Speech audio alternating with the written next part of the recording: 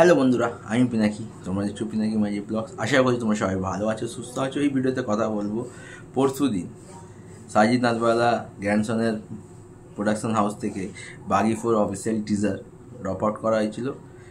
কেমন লেগেছে সেটা তোমার সাথে শেয়ার করব। তার আগে একটা কথা বলবো, ভিডিওগুলো ভালো লাইক করো, কমেন্ট করে শেয়ার করো, নতুন তাদের সাবস্ক্রাইব করে দিও। দেখো, 1.5 মিনিটের অফিসিয়াল টিজার ড্রপ আউট করা হয়েছে। প্রথম 15 সেকেন্ড বাদ দিলে বাকি 1 মিনিট 30 সেকেন্ড শুধু ভায়োলেন্স ভায়োলেন্স ভায়োলেন্স, মানে মারাত্মক রক্তপাত, মারাত্মক রক্তপাত। মানে পুরো টিজারটাতে খালি কাটাকাটি, মানে পুরো একটা ব্লাড সেট টিজার করা হয়েছে। মানে যদি এক কথায় বলি, মানে রক্তাক্ত টিজার হয়েছে। আর অ্যানিমাল কিল, মার্কো, ফাতে একটা কম্বাইন্ড ফলস্বরূপ আমরা বাগি 4-এ দেখতে পাচ্ছি।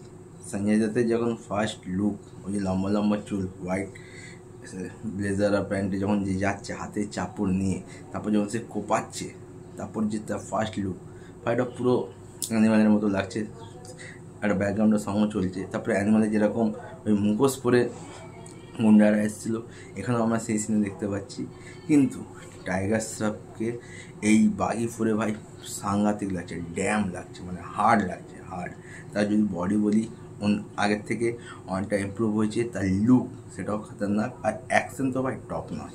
ওই যে একটা সিন আছে যেমন সে রডটাকে দাঁতে নিয়ে তার গলার মধ্যে ঢুকিয়ে দিচ্ছে, তারপরে উঠে গিয়ে মাথার মধ্যে ছুরিটা ঢুকিয়ে দিচ্ছে, তারপরে একটা ড্রিল মেশিন তার মাথাটা ঢুকিয়ে দিচ্ছে, ভাই সাংঘাতিক। আর শেষে শেষে ওই যে হাত কাটছে, সঞ্জয় দত্ত কাটা হাত নিয়ে ভাই সিগারেট চুরুট জ্বালাচ্ছে, এরকম কে করে ভাই, কে করে? মানে ইন্ডিয়ান সিনেমাতে এরকম চিন্তা ভাবনা মানে আগে কেউ কিন্তু ভাবেনি। এখন যত দিন যাচ্ছে মানে ইউনিক চিন্তা ভাবনা আসছে। আর দুজন হিরোইনকে আমরা দেখতে পাচ্ছি, সোনাম বাজওয়া ও হান্না সান্ধু।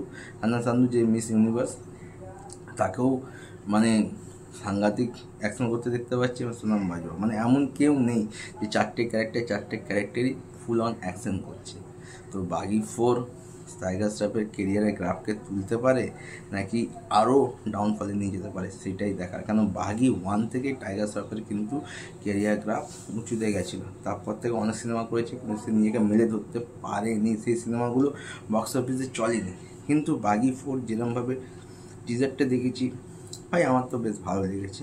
ঠিক আছে, এবার এটাই দেখার অডিয়েন্সের কেমন লাগে। এরপর ট্রেলার আসবে, অবশ্যই সং আসবে। এখন ওয়েট অ্যান্ড ওয়াচ কী হয়। আবার ভিডিওটুকু দেখার জন্য নতুন ভিডিও